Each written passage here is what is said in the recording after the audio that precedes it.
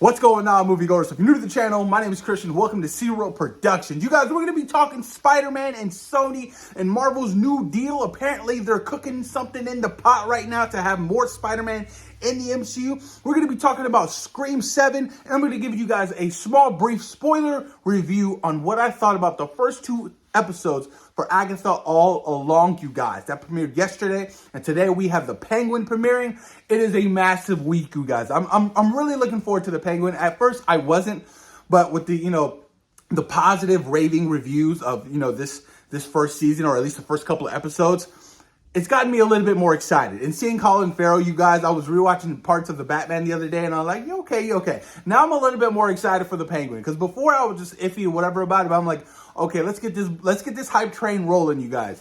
I can't wait to jump into those episodes tonight. It's going to be really, really exciting. So, you guys, this whole Spider-Man deal right now over with Sony and Disney. So, apparently they're looking to expand Spider-Man within the MCU and have him show up in more future projects.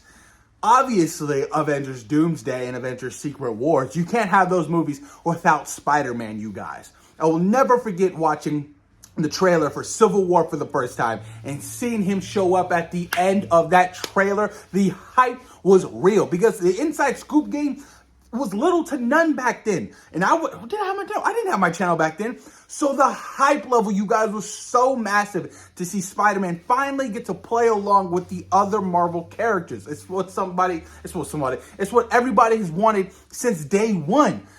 And look how far we've come, you guys. We've had a whole trilogy in the MCU. He's appeared in Infinity War, Endgame, Civil War. It's been great. And Spider-Man 4 is already on its way, you guys. Going to be directed by Destin Daniel Cretton. Now, other than the next two Avengers movies, what projects do you think Spider-Man will appear in? Because I think it's essential and it's important now that we can kind of have these street-level heroes amongst the big dogs. So, I mean, like Daredevil, Punisher. I mean, to have Spider-Man show up in a Daredevil Born Again, you guys, would be ginormous. It would be huge. Spider-Man to show up on a show for Marvel Studios, typically, a movie, right? But a show would be even bigger, you guys. So I'm really hoping that they expand not only just, the films, but as shows as well. I would love to see him cross over, with some of the TV shows that they have in the works. I mean, like I said, Daredevil Born Again, and, being set in Hell's Kitchen in New York, it makes all the sense in the world, you guys. Or even having Daredevil appear in Spider-Man 4. Like, that's what fans want to see. Like, I'm sorry, but I feel like just to do solo films nowadays it's kind of silly. You have everybody in your playpen. You got to start utilizing team-ups and things of that nature. Look at Deadpool and Wolverine. It made over $1.2 billion at the box office, you guys.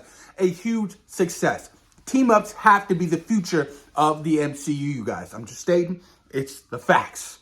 It's the facts. So, you guys, let me know what you guys think in the comments down below, or what project you would like to see Tom Hollands Spider-Man appear in outside of Avengers Doomsday and Avengers Secret Wars. Moving on, you guys, Scream 7.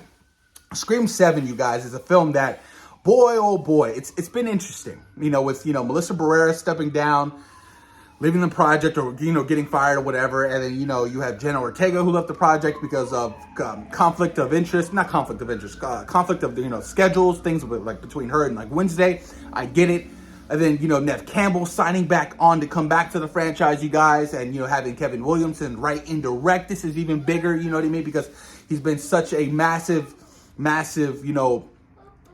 presence on the Scream franchise. Is huge. And it's a massive get, So, with Scream 7, you guys, apparently they're going to be doing a spin-off with Kirby's character. And Kevin Williamson will write that film as well. But not only that, you guys, apparently the name has been revealed for Sydney's daughter, and it's Tatum. I was like, Tatum? Wait a minute. Tatum was her best friend in the first film, who was, we all know what happened to Tatum. So I was like, I like that. I like that callback. I mean, she went through so much. Like the character Sydney Prescott had been through so much in the Scream franchise. Think about it. Scream 1, Scream 2, Scream. She's been damn near all the Screams except for the last one. So, Nev Campbell and Sydney Prescott, her character is super essential to the Scream franchise unless you're going to be completely rebooting it. So, whatever story they have in mind for Scream 7 is going to be interesting. Obviously, I feel like it's going to deal with a lot of her family as well. Who's going to be Ghostface or who's going to be the Ghostfaces? Because usually there's multiple killers. I don't know. You know, there's a love and a lore for Stu to come back. You know, he never died in the first film. He just had a whole TV thrown on top of his face. That would be interesting as well. But I'm excited for Scream 7 and whatever else they have planned for the franchise. I mean, the spinoff with Kirby's character, I don't know if that's necessarily needed. I don't, because if you're already working on a Scream 7 and a possibly even like a Scream 8 and 9, I don't think you need more spin-offs of Scream. Just focus on closing out Sidney Prescott's story, and then hopefully Melissa Brera is down to return further down the line, and you know, there is that mutual respect between her and the company, and then she can come back and do her own, her last two films or her last film or whatever. I would love to see another team up with Jenna Ortega and Melissa Brera, you guys. But that's closing out on the Scream 7 news, you guys. So what did I think about Agatha All Along, the first 2 episodes, you guys? The first episode was slow. I didn't really dig the whole, you know, detective element, the whole Silence of the Lambs. I thought it was kind of corny. I'll be honest with you guys, like, it didn't work for me. That first episode felt really slow. It did. Like, and I get that, you know, it's the buildup of her, you know, getting out of Wanda's spell and, you know, introducing a bunch of brand new characters and the lore. But by the start of the second episode of her going after, you know, or like her recruiting a coven, I thought was brilliant. And it was fun. Because I was like, oh my God, like who else is next? And why are you picking up these people? Why are you picking up these witches to join your coven, to go to the road? I was like, this is really interesting to me. So when it picked up, it picked up. And the characters are really likable. I'll be honest with you. I like the characters a lot. Like, I like majority of the witches. They're a lot of fun. Aubrey Plaza, I'm still in the iffy. I don't know what her character is. I'm like, who are you? What is your presence? Are you Mephisto? Like, what's going on with you? And of course you have Joe Locke's character. Every time he kinds to explain who he is to Agatha, it's completely blocked out. She can't hear it. We can't hear it. But I guarantee you guys, if you look at his lips, he said Maximoff. I'm telling you guys, Maximoff. He said that last name. So he's most definitely probably Wiccan, you guys, which would be a massive, massive spoiler. They're waiting for that gigantic reveal, and I would love to see an adult version of Speed if he does show up in this series. And I love the whole, you know, the Scarlet Witch. The witch is dead and she's evil. Like, I love that whole element to it as well, because WandaVision was really intriguing to me. It was something so drastically different that the MCU has never done before. So the fact that it was such a big hit and stylistically and aesthetically so different, and, you know, fans loved it, I was like, yeah, I can get behind that. And even seeing Agatha first introduced in WandaVision, like, I was intrigued by her character.